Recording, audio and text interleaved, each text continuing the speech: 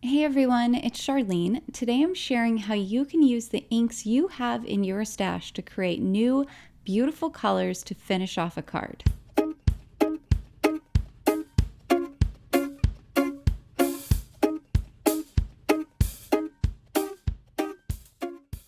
Spellbinders sent me several different things from their brand new Out and About collection.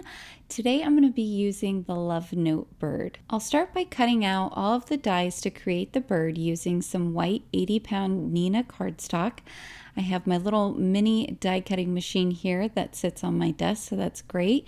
So I'll cut the wing portion and the wing cap here out with my die cutting machine. I like using my mini die cutting machine sometimes because it allows me to use up sort of these scraps of white cardstock I have hanging out that need to get put to some use. So then I'll come in and cut the third piece, which is the main bird. You can see all three there. And I'm going to be using lots of different ink colors here today.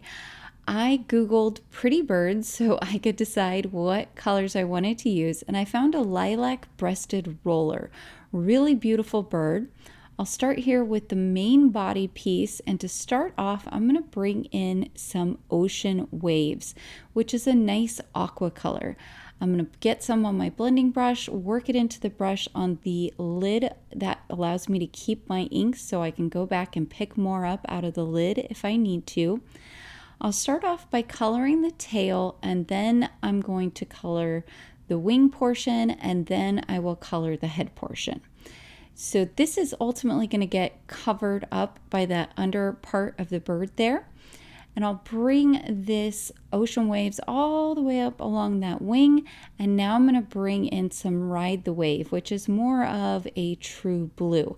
And I'm going to use that to highlight certain parts of the bird. I'm going to add some to the base of his tail feathers and then also along the edge of his wing. And so that'll kind of serve two purposes. It'll look like there's different colored wings, but also it's going to help to make the sides of the bird more defined. Now for this next part, I have Volcano Lake, which is kind of more of a light teal, and I'm going to blend this light teal with the ocean waves, which is that light aqua color.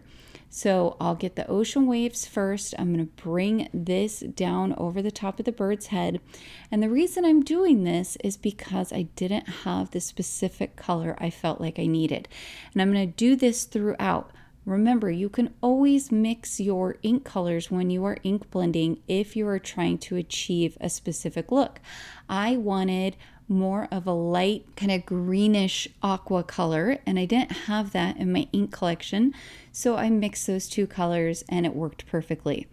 Now I'm going to bring in some green gold here, and it's going to be right along the front of the bird's head there. That's going to create that extra bit of kind of olive plumage that this type of bird has right in the front.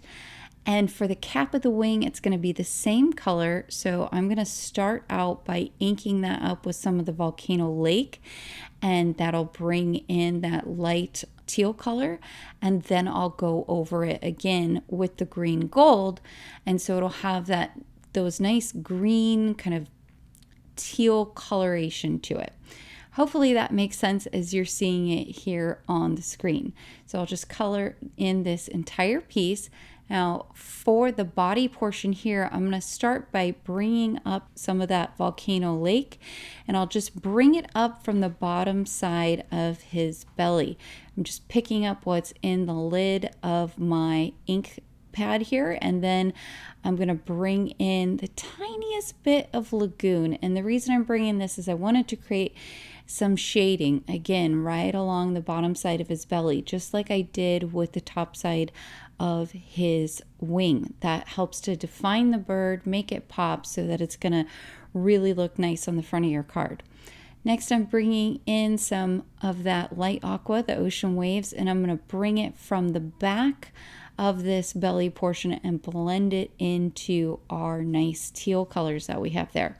Now, I needed a really specific pinky purple here. So I brought in some Be Grapeful and some purple wine. Purple wine's kind of a magenta color and Be Grapeful is more of a true purple.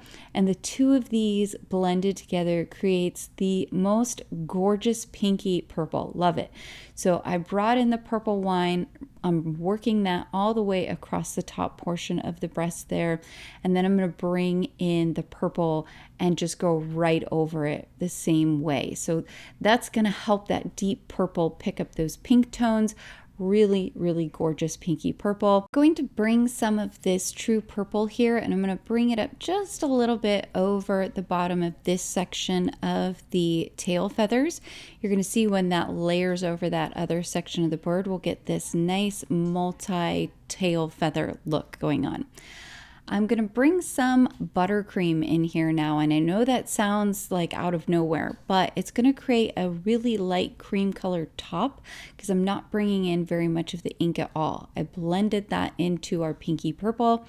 You can see I have used 8 different colors of inks here, and look at all of the vibrant colors I've managed to achieve, all of the color changes, and all I have are those 3 small pieces of white cardstock that I started with. Now I have all my pieces, so we can go ahead and put together our bird. I'll start by adding some liquid glue back behind this breast piece here, and this is going to layer right along the front of the bird, right around along that front curve, and you can see how pretty that looks. Next, I'm going to add some glue here right where the cap of the wing goes, and I'll use my wax pickup tool here to go ahead and put it right over the top. And with the beak, I can just add some glue right back behind the portion that's not going to show.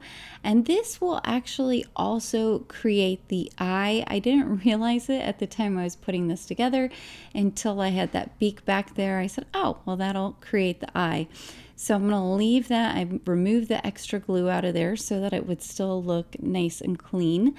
And now I'm adding some glue right along the tops of the bird's feet and legs there, and I'm just going to line those up. And now here's our beautiful finished colored bird. Oh, looks so good with all those colors in it. I'm going to cut out the little envelope that the bird gets to carry in its beak. There's just those 2 pieces there, and I can add some glue to the back of the top flap, and then this will line up right along the top of the envelope like this. For my sentiment, I went ahead and ink blended a piece of cardstock to kind of match the colors of the bird. Now ultimately you'll see I don't end up using this, but I went ahead and cut out the 2 award dies from there, birthday and wishes, as well as some white shadow dies.